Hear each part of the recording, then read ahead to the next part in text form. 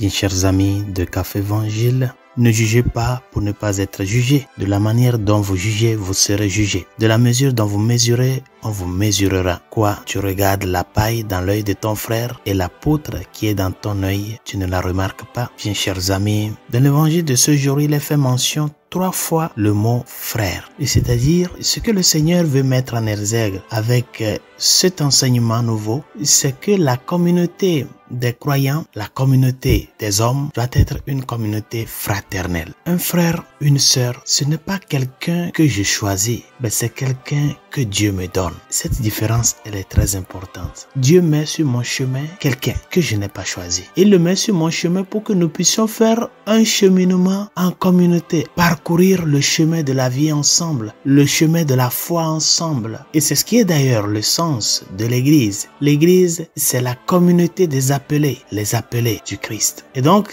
comme il t'a appelé, il a appelé d'autres personnes. Et dans ce sens-là de s'approcher du Christ, toutes ces personnes-là avec lesquelles nous nous rencontrons ne sont pas des gens que nous avons choisis. C'est Dieu qui les a choisis, qui les a mis sur notre chemin. Qu'est-ce que cela voudrait dire? Nous sommes appelés à grandir dans le sens de la vie fraternelle. Un frère, c'est quelqu'un qui est là pour aider l'autre à grandir. La communauté des croyants, la communauté des chrétiens n'est pas une communauté de parfaits, mais plutôt c'est une communauté de personnes avec leurs qualités et défauts, comme toi aussi tu as tes qualités et tes défauts. Mais le Seigneur nous a rassemblés. Le Seigneur a mis ces personnes-là sur ton chemin afin de parvenir à ce sens-là de que le salut que le Christ nous a apporté est une œuvre universelle. Il est venu te sauver, il est venu sauver l'autre. Et donc, le frère, c'est celui que Dieu met sur ton chemin. Ce n'est pas un parfait, mais quelqu'un avec qui tu es appelé à cheminer, apprenant de ses qualités et être là aussi pour aider le frère avec tes qualités à avancer. Par conséquent, la première des choses qui définit la vie fraternelle, c'est la charité. C'est la charité. Tes collègues de travail, ce ne sont pas des gens que tu as choisis. Tes camarades de classe, ce ne sont pas des gens que tu as choisis.